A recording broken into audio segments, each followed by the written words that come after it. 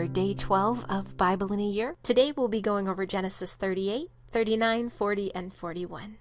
Genesis 38. At that time, Judah left his brothers and went down to stay with a man of Adullam named Hira. There, Judah met the daughter of a Canaanite man named Shua. He married her and lay with her. She became pregnant and gave birth to a son, who he named She conceived again and gave birth to a son and named him Onan. She gave birth to still another son and named him Shelah. It was at Kezib that she gave birth to him. Judah got a wife for his firstborn, and her name was Tamar. But Judah's firstborn, was wicked in the Lord's sight, so the Lord put him to death. Then Judah said to Onan, "Lie with your brother's wife and fulfill your duty to her as a brother-in-law to produce offspring for your brother." But Onan knew that the offspring would not be his. So whenever he lay with his brother's wife, he spilled his semen on the ground to keep from producing offspring for his brother. What he did was wicked in the Lord's sight, so he put him to death also. Judah then said to his daughter-in-law Tamar, "Live as a widow in your father's house until my son Shelah grows up." For he thought he may die too, just like his brothers. So Tamar went to live in her father's house. After a long time, Judah's wife, the daughter of Shua, also died. When Judah had recovered from his grief, he went up to Timnah, to the men who were shearing his sheep, and his friend Hira the Adullamite went with him.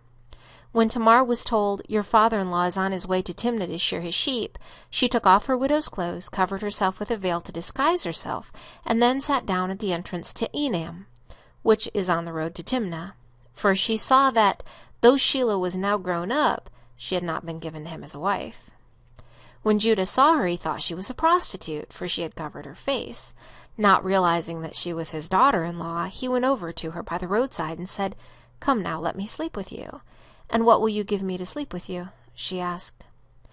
"I'll send you a young goat for my flock," he said. "Will you give me something as a pledge until you send it?" she asked. He said, "What pledge should I give you?" "Your seal and its cord and the staff in your hand," she answered. So he gave them to her and slept with her, and she became pregnant by him. After she left, she took off her veil and put on her widow's clothes again. Meanwhile, Judah sent the young goat by his friend the Adullamite in order to get his pledge back from the woman, but he did not find her. He asked the men who lived there, "Where is the shrine prostitute who was beside the road at Enam?" "There hasn't been any shrine prostitute here," they said. So he went back to Judah and said, "I didn't find her. Besides, the men who live there said there hasn't been any shrine prostitute here." Then Judah said, "Let her keep what she has, or we will become a laughingstock. After all, I did send her this young goat, but you didn't find her." About 3 months later, Judah was told, "Your daughter-in-law Tamar is guilty of prostitution, and as a result she is now pregnant." Judah said, "Bring her out and have her burned to death." As she was being brought out, she sent a message to her father-in-law. "I am pregnant by the man who owns these," she said, and she added, "See if you recognize whose seal and cord and staff these are." Judah recognized them and said, "She is more righteous than I, since I wouldn't give her to my son Shelah." And he did not sleep with her again. When the time came for her to give birth, there were twin boys in her womb. As she was giving birth, one of them put out his hand. So the midwife took a scarlet thread and tied it on his wrist and said, "This one came out first." But when she drew back his hand, his other brother came out, and she said, "So this is how you have broken out." And he was named Perez. Then his brother, who had the scarlet thread on his wrist, came out, and he was given the name Zerah. Genesis 39. Now Joseph had been taken down to Egypt. Potiphar, an Egyptian, who was one of Pharaoh's officials, the captain of the guard, bought him from the Ishmaelites who had taken him there. The Lord was with Joseph, and he prospered, and he lived in the house of his Egyptian master. When his master saw that the Lord was with him, and that the Lord gave him success in everything he did, Joseph found favor in his eyes and became his attendant. Potiphar put him in charge of his household, and he entrusted to his care everything he owned. From the time he put him in charge of his household and of all that he owned, the Lord blessed the household of the Egyptian because of Joseph. The blessing of the Lord was on everything Potiphar had, both in the house and in the field. So he left in Joseph's care everything he had. With Joseph in charge, he did not concern himself with anything except the food he ate.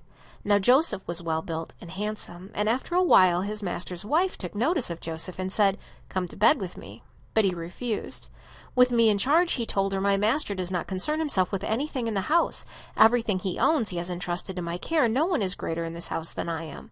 My master has withheld nothing from me except you, because you are his wife.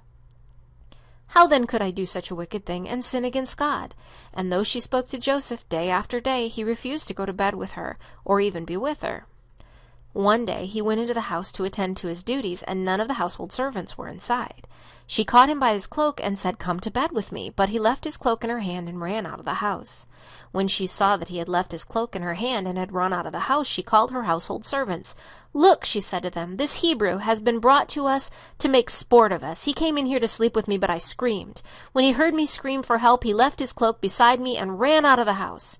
She kept his cloak beside her until his master came home. Then she told him this story. "That Hebrew slave you brought us came to me to make sport of me, but as soon as I screamed for help, he left his cloak beside me and ran out of the house." When his master heard the story his wife told him, saying, "This is how your slave treated me," he burned with anger.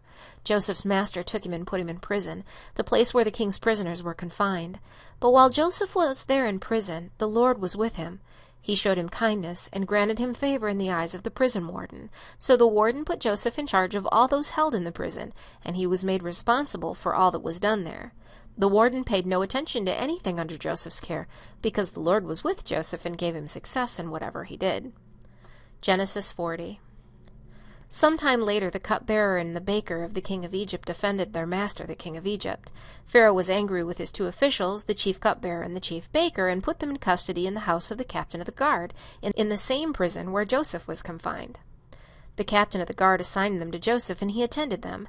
After they had been in custody for some time, each of the two men, the cupbearer and the baker of the king of Egypt, who were being held in prison, had a dream the same night, and each dream had a meaning of its own. When Joseph came to them the next morning, he saw that they were dejected. So he asked Pharaoh's officials, who were in custody with him in his master's house, "Why are your faces so sad today?" "We both had dreams," they answered, "but there is no one to interpret them." Then Joseph said to them, "Do not interpretations belong to God? Tell me your dreams." So the chief cupbearer told Joseph his dream. He said to him, "In my dream I saw a vine in front of me, and on the vine were 3 branches. As soon as it budded, it blossomed, and its clusters ripened into grapes. Pharaoh's cup was in my hand, and I took the grapes, squeezed them into Pharaoh's cup, and put the cup in his hand." "This is what it means," Joseph said. "The 3 branches are 3 days. Within 3 days Pharaoh will lift up your head and restore you to your position, and you will put Pharaoh's cup in his hand, just as you used to do when you were his cupbearer. But when all goes well with you, remember me and show me kindness, mention me to Pharaoh, and get me out of this prison. For I was forcibly carried off from the land of the Hebrews, and even here I have done nothing to deserve being put in a dungeon." When the chief baker saw that Joseph had given a favorable interpretation, he said to Joseph, "I too had a dream. On my head were 3 baskets of bread. In the top basket were all kinds of baked goods for Pharaoh, but the birds were eating them out of the basket on my head." "This is what it means," Joseph said. "The 3 baskets are 3 days. Within 3 days Pharaoh will lift off your head and hang you on a tree, and the birds will eat away your flesh." Now the 3rd day was Pharaoh's birthday, and he gave a feast for all his officials. He lifted up the heads of the chief cupbearer and the chief baker in the presence of his officials. He restored the chief cupbearer to his position, so that he once again put the cup in Pharaoh's hand. But he hanged the chief baker, just as Joseph had said to them in his interpretation. The chief cupbearer, however, did not remember Joseph. He forgot him. Genesis 41. When 2 full years had passed, Pharaoh had a dream. He was standing by the Nile when out of the river there came up 7 cows, sleek and fat, and they grazed among the reeds. After them 7 other cows, ugly and gaunt, came out of the Nile and stood beside those on the river bank. And the cows that were ugly and gaunt ate up the 7 sleek, fat cows. Then Pharaoh woke up. He fell asleep again and had a second dream. 7 heads of grain, healthy and good, were growing on a single stalk.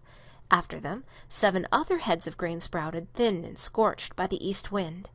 The thin heads of grain swallowed up the 7 healthy full heads. Then Pharaoh woke up. It had been a dream. In the morning his mind was troubled, so he sent for all the magicians and wise men of Egypt. Pharaoh told them his dreams, but no one could interpret them for him. Then the chief cupbearer said to Pharaoh, "Today I am reminded of my shortcomings. Pharaoh was once angry with his servants, and he imprisoned me and the chief baker in the house of the captain of the guard. Each of us had a dream the same night, and each dream had a meaning of its own. Now a young Hebrew was there with us, a servant of the captain of the guard. We told him our dreams, and he interpreted them for us, giving each man the interpretation of his dream. And things turned out exactly as he interpreted them to us. I was restored to my position, and the other man was hanged. So Pharaoh sent for Joseph, and he was quickly brought from the dungeon. When he had shaved and changed his clothes, he came before Pharaoh. Pharaoh said to Joseph, I had a dream, and no one can interpret it, but I've heard it said of you that when you hear a dream, you can interpret it. I cannot do it, Joseph replied to Pharaoh, but God will give Pharaoh the answer he desires. Then Pharaoh said to Joseph, In my dream I was standing on the bank of the Nile, when out of the river there came up 7 cows, fat and sleek, and they grazed among the reeds. After them 7 other cows came up, scrawny and very ugly and lean. I had never seen such ugly cows in all the land of Egypt. The lean, ugly cows ate up the 7 fat cows that came up first. But even after they ate them, no one could tell that they had done so. They looked just as ugly as before. Then I woke up. In my dreams I also saw 7 heads of grain, full and good, growing on a single stalk. After them 7 other heads sprouted, withered and thin and scorched by the east wind. The thin heads of grain swallowed up the 7 good heads. I told this to the magicians, but none could explain it to me. Then Joseph said to Pharaoh, The dreams of Pharaoh are one and the same. God has revealed to Pharaoh what he is about to do. The 7 good cows are 7 years, and the 7 good heads of grain are 7 years. It is one and the same dream. The 7 lean, ugly cows that come up afterward are 7 years, and so are the 7 worthless heads of grain scorched by the east wind. They are 7 years of famine.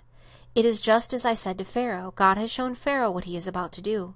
7 years of great abundance are coming throughout the land of Egypt, but 7 years of famine will follow them. Then all the abundance in Egypt will be forgotten, and the famine will ravage the land. The abundance in the land will not be remembered, because the famine that follows it will be so severe. The reason the dream was given to Pharaoh in 2 forms is that the matter has been firmly decided by God, and God will do it soon. And now let Pharaoh look for a discerning and wise man, and put him in charge of the land of Egypt. Let Pharaoh appoint commissioners over the land to take 1/5 of the harvest of Egypt during the 7 years of abundance. They should collect all the food of these good years that are coming, and store up the grain under the authority of Pharaoh to be kept in the cities for food. This food should be held in reserve for the country to be used during the 7 years of famine that will come upon Egypt, so that the country will not be ruined by the famine. The plan seemed good to Pharaoh and all his officials. So Pharaoh asked them, Can we find anyone like this man, one in whom is the Spirit of God? Then Pharaoh said to Joseph, Since God has made all this known to you, there is no one so discerning and wise as you. You shall be in charge of my palace, and all my people are to submit to your orders. Only with respect to the throne will I be greater than you. So Pharaoh said to Joseph, I hereby put you in charge of the whole land of Egypt. Then Pharaoh took his signet ring from his finger and put it on Joseph's finger. He dressed him in robes of fine linen and put a gold chain around his neck. He had him ride in a chariot as his second in command, and men shouted before him, Make way! Thus he put him in charge of the whole land of Egypt. Then Pharaoh said to Joseph, I am Pharaoh, but without your word no one will lift hand or foot in all Egypt. Pharaoh gave Joseph the name Zephanath-Paneah, and gave him Asenath, daughter of Potiphar, priest of On, to be his wife. And Joseph went throughout the land of Egypt. Joseph was 30 years old when he entered the service of Pharaoh, king of Egypt, and Joseph went out from Pharaoh's presence and traveled throughout Egypt. During the 7 years of abundance, the land produced plentifully. Joseph collected all the food produced in those 7 years of abundance in Egypt and stored it in the cities. In each city he put the food grown in the fields surrounding it. Joseph stored up huge quantities of grain, like the sand of the sea. It was so much that he stopped keeping records because it was beyond measure. Before the years of famine came, 2 sons were born to Joseph by Asenath, daughter of Potiphar, priest of On. Joseph named his firstborn Manasseh, and said, It is because God has made me forget all my trouble and all my father's household.